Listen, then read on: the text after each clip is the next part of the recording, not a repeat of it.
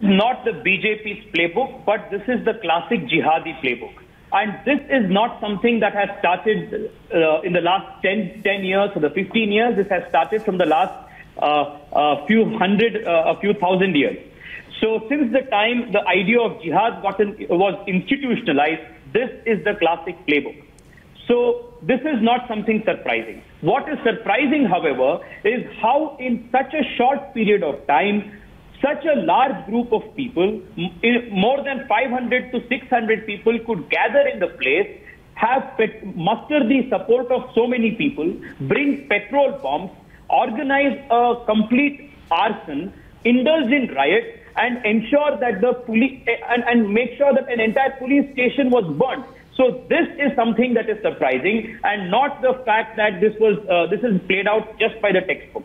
If you look at the history of riots in India, every single riot has started on the pretext of some or the other quote-unquote offensive instance. And the offensive instance can be as simple as a Facebook post or a tweet or anything, or even a dialogue in a movie, or even a cartoon in some instances. Okay. So using that as a justification, the Congress party, as well as the cohort of Islamists that they support, try to make the perpetrators as victims and portray the victims as perpetrators. This is classic old school secularism playbook at play. Naveen, the Dalit boy whose Facebook post resulted in large-scale arson and 60 policemen being injured, is a dead man walking. We have seen it all before. From Rajpal, who published Rangira Rasool, to Kamlesh Tiwari, whose death was demanded by millions of Muslims, including Congress MLAs on the floor of the UP Assembly.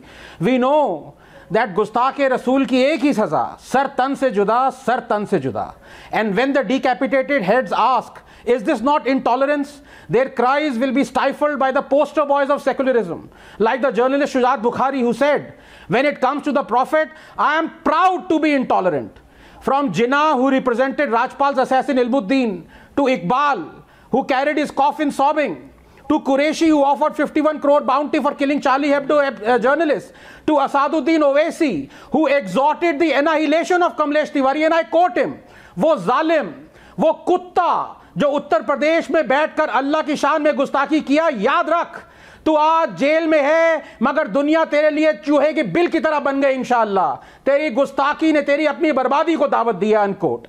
Normally, it is snare the fundamentalists but spare the fundamentals. But Rahul, when it comes to blasphemy, even fundamentalists are spared, because as 3357 commands, those who abuse Allah and His Messenger, Allah has cursed them in this world and the hereafter, and prepared for them a humiliating punishment. But this verse must be hidden. Even quoting it verbatim will get you banned from Twitter, like I have been. And while you're at it, please don't tweet 98.6 that says polytheists are the worst of creatures, or 221 that says do not marry the polytheist woman unless she comes to believe in Islam, or 456 those who believe in our verses, those who disbelieve in our verses, we will drive them into a fire, and every time their skins are roasted through, we will replace them with other skins so they may taste the punishment. And thousands of such verses. The truth, Rahul, is, please give me 20 seconds, these are the real Islamophobes, because they fear Islam. They fear to make public the word of the holy book in its entirety, because they fear being exposed and called illiberal.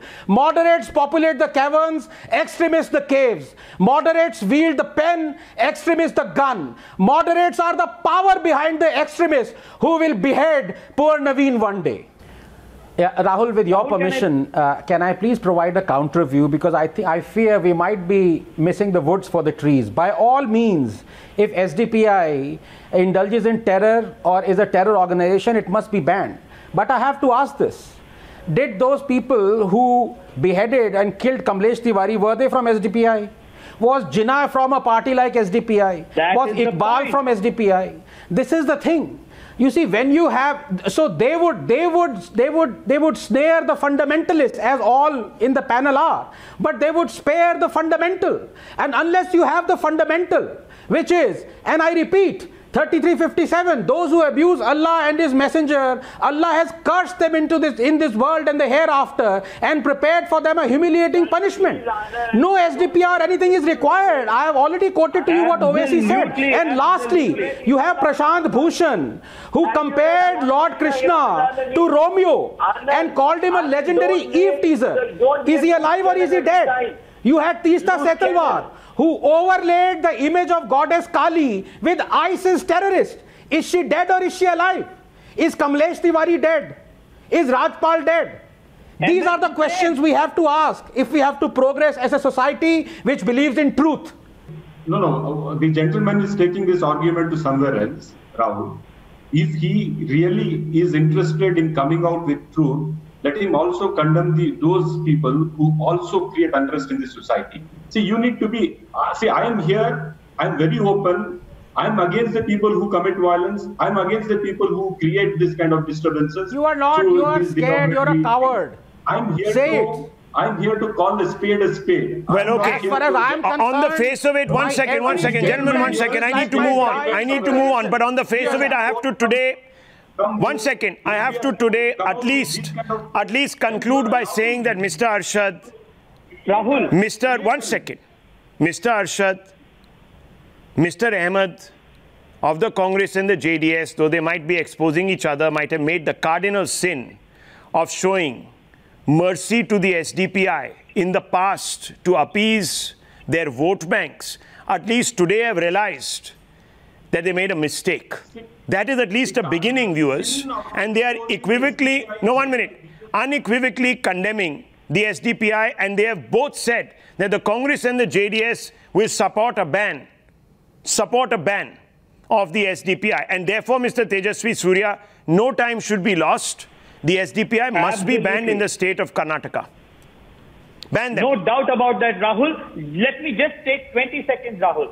Again, to reiterate that we must address the problem at the roots, the problems that Dr. Anand Ranganathan very clearly meant, the injunctions which are inspiration for this violence. We must address that, question that as a society. 2, if today Karnataka is going on the path of radicalization, we must remember that this was pushed by Siddaramaya's government by celebrating Tipu Jayanti, by exonerating the SDPI and KFI and KFD and such Islamist We've already said that. As far as the injunctions go and the religious edicts go, it is for... No, 1 second. It is for... We will ensure that the gravest and strictest of punishment will be meted out to the SDPI. Well, we will come back to you because the BJP has been talking about the SDPI and the PFI for a very long time. For at least 6 years, you have been talking about the SDPI and the PFI. Times Now has taken a lead in exposing these organizations. The NIA has a very fat